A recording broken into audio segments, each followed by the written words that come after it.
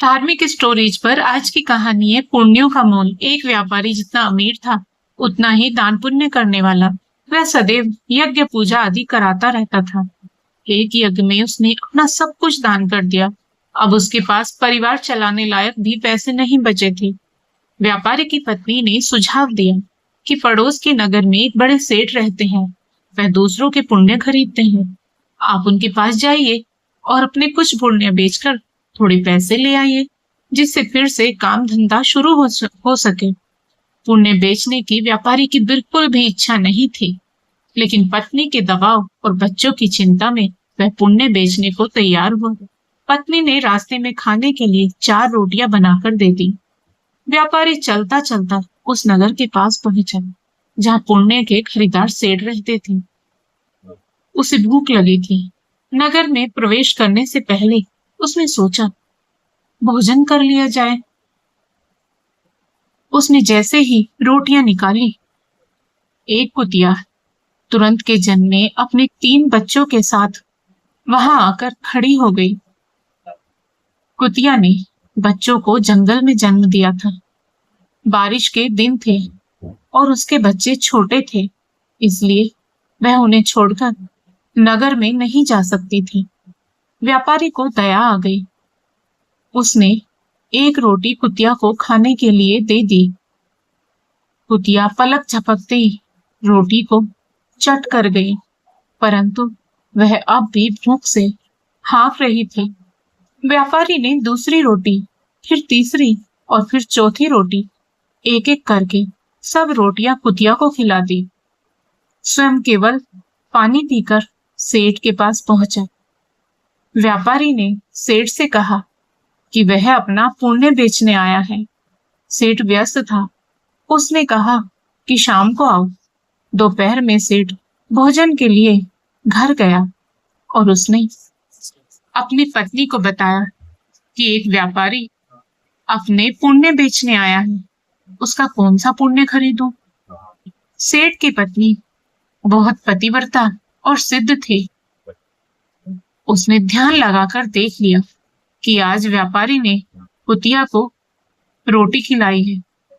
उसने अपने पति से कहा कि उसका आज का पुण्य खरीदना, जो उसने एक जानवर को रोटी खिलाकर कमाया है, वह उसका अब तक का सर्वश्रेष्ठ पुण्य है।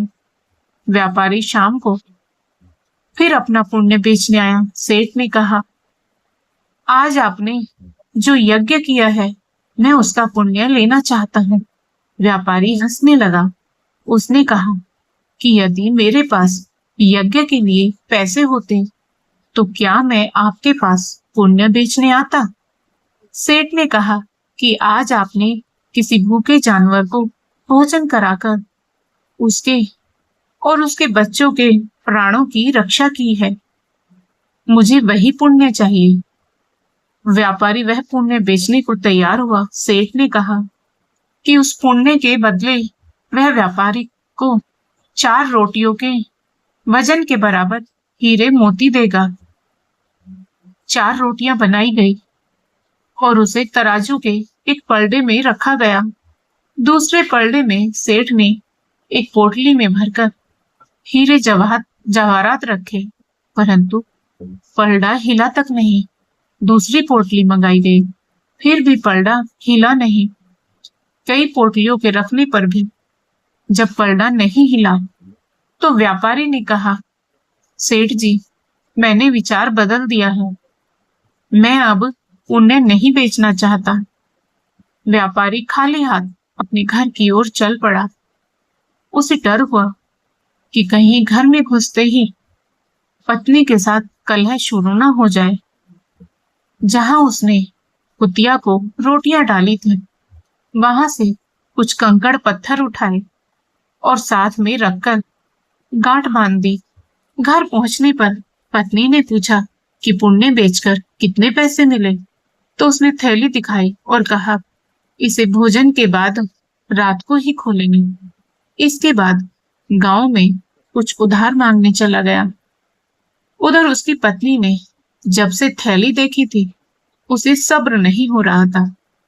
पत्नी पति के जाते ही उसने थैली खोली।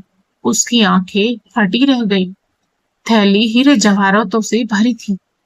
व्यापारी घर लौटा तो उसकी पत्नी ने पूछा कि पुण्यों का इतना अच्छा मोल किसने दिया? इतने हीरे जवाहरात कहाँ से आए? व्यापारी को अंदेशा हुआ कि पत्नी सारा भेद जानकर ताने तो नहीं मार रही, परंतु उसके चेहरे की चमक से तो ऐसा लग नहीं रहा था। व्यापारी ने कहा, दिखाओ, कहाँ है हीरे जवाहरात? पत्नी ने लाकर पोटली उसके सामने उलट दी। उसमें से बेशकीमती रत्न निकले। व्यापारी आश्चर्यचकित रह गया। फिर उसने पत्नी को सारी बात बता दी। पत्नी को पछतावा हुआ कि उसने अपने पति को विपत्ति में पुण्य बेचने को विवश किया। दोनों ने निश्चित किया कि वह इसमें से कुछ अंश निकालकर व्यापार शुरू करेंगे। व्यापार से प्राप्त धन को इसमें मिलाकर जन कल्याण में लगा देंगे। तात्पर्य, ईश्वर आपकी परीक्षा लेता है। परीक्षा में वह सबसे ज्यादा आपके उसी गुण को परखता है जिस पर आपको गर्व हो। यदि आप परीक्षा में खरे उतर जाते हैं तो ईश्वर वह गुण आप में हमेशा के लिए वरदान स्वरूप दे देते हैं।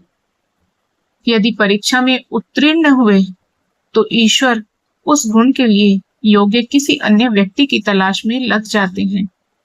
इसलिए विपत्ति काल में भी भगवान पर भरोसा रखकर सही राह चलनी चाहिए। आपके कंकड़ पत्थर भी अनमोल रत्न हो सकते हैं।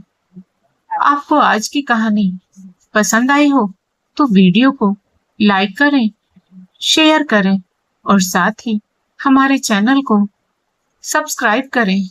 बेल आइकन को प्रेस करके ऑल बटन पर क्लिक करें। राधे राधे दोस्तों।